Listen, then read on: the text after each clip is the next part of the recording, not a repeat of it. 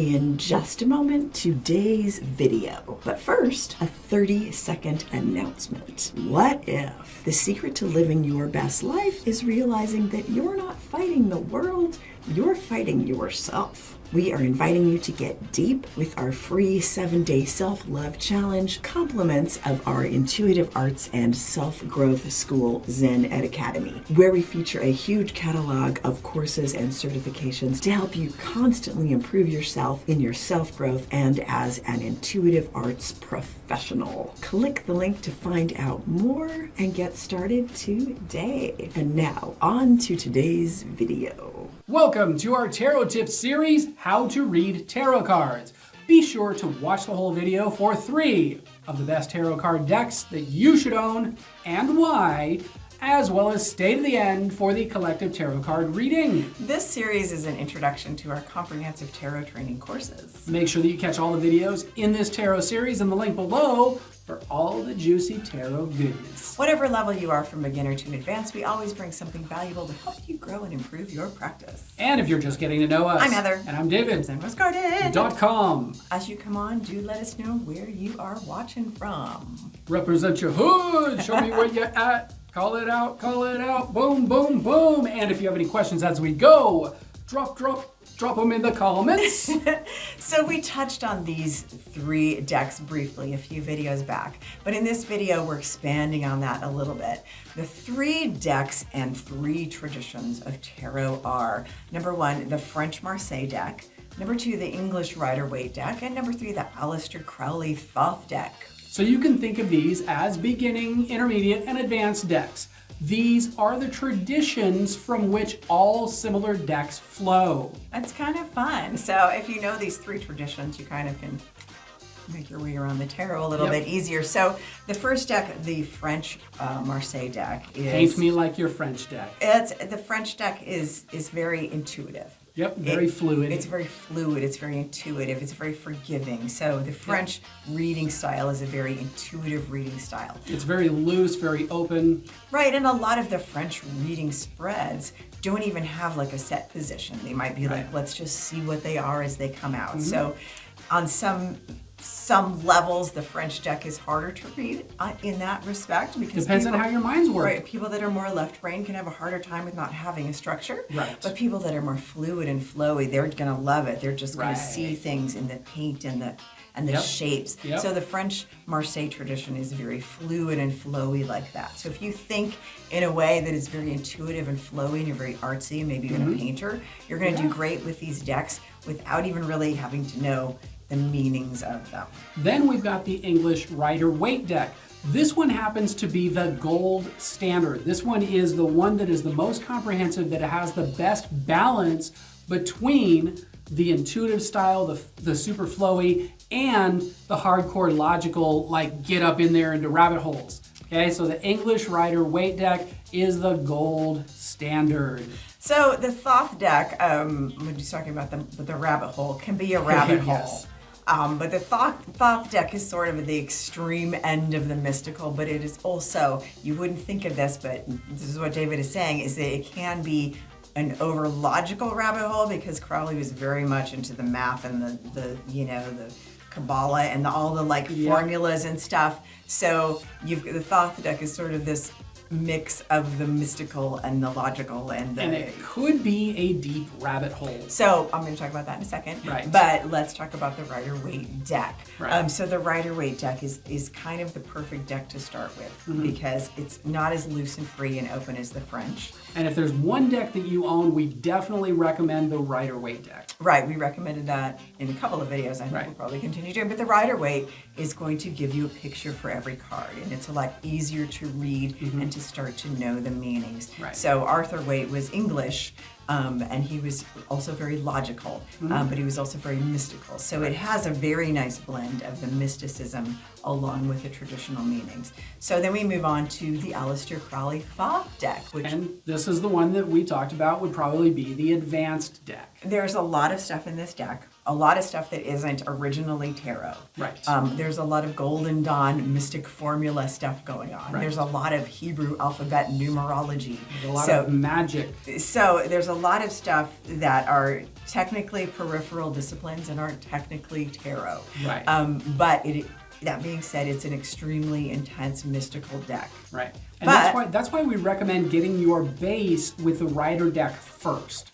But it is an extremely fun deck to unpack, but you're not going to get as much out of it until you kind of go through the easier traditions of tarot. Right. Then go ahead and add, learn these little things. So those are the 3 decks. If you are already down some mystical rabbit hole and been studying esoterics for years, and you want to have all 3 decks around and kind of compare them, that's a really good thing too. But I still, even if you're a mystical thinker, I would still recommend learning the base tarot before you dive into the Thoth. And you can learn the base tarot better with the Rider-Waite deck, the most comprehensive tarot tradition in one deck. So if you get your base tarot down first and you get into the Crowley deck, you're going to get more out of the Crowley deck. If you try to learn the Crowley deck before you get your tarot down, right, you're going to be most likely reading the deck from numerology, from zodiac, from different things that are peripheral to the tarot instead of the tarot itself.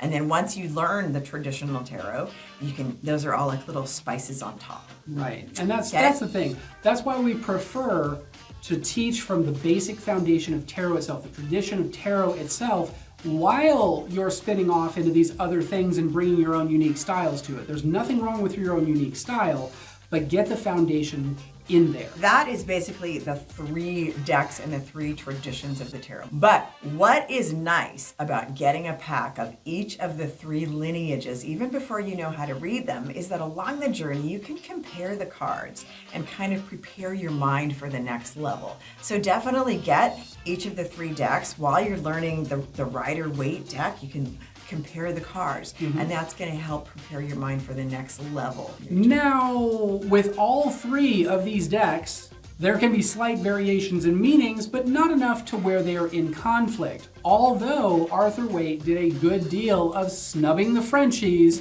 but that might just be an England-France kind of thing.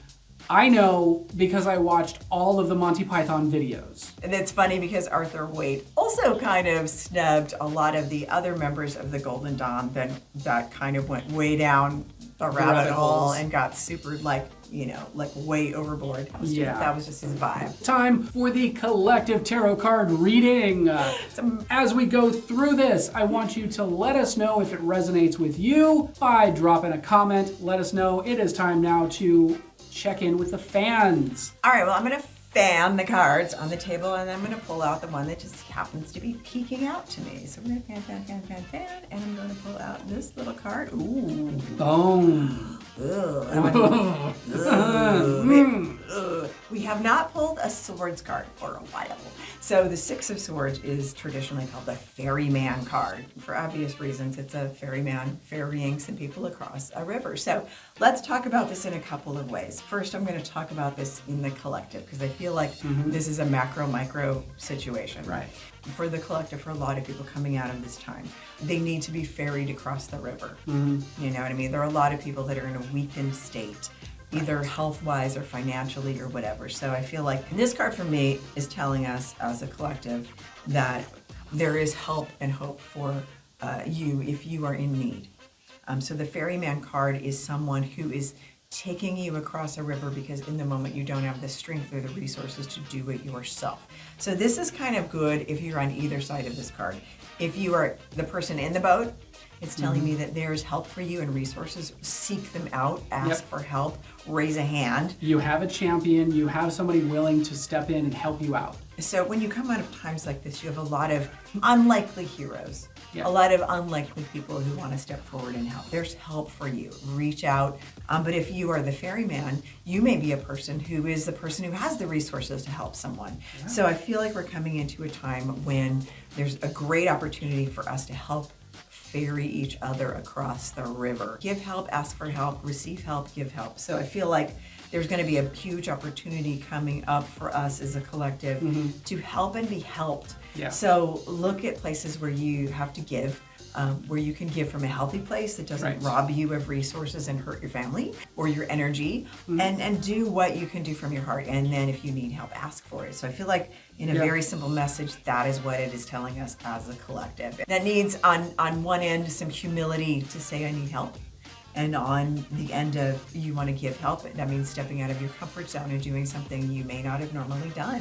Yeah, there you go. So if you've gotten something valuable today and you want more, you might be interested in our metaphysical school and community, Zen.Ed Academy, where you can level up your skills with our comprehensive tarot training, as well as advanced mediumship training, psychic development, and self-growth from wherever you are in the world. Just click the link in the description and see if it resonates for you. If you like this video, Hit the like button. hit it hard. And if you want to see more videos like Be this, sure to subscribe and spank the naughty bell to turn notifications on so you're the first to know when we drop a new video. or go live. And we know that time is a valuable and precious resource. The fact that you guys have chosen to spend that with us, we absolutely honor and appreciate that. But more importantly, that you are here to level up your life, your skills, your mind, and take everything to a whole new level. We absolutely honor and appreciate that even more.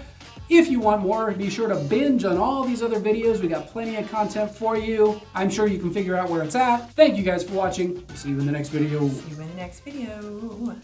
Just a reminder to take a moment and smash that subscribe button. And don't forget to sign up for our free 7-day self-love challenge. Compliments of Zen.Ed Academy, where it has never been easier than right now to get comprehensive PhD-backed education to improve your life and to get professionally certified in your intuitive arts career. Mediumship, tarot, self-growth. Thanks for watching, and we will see you in the next video.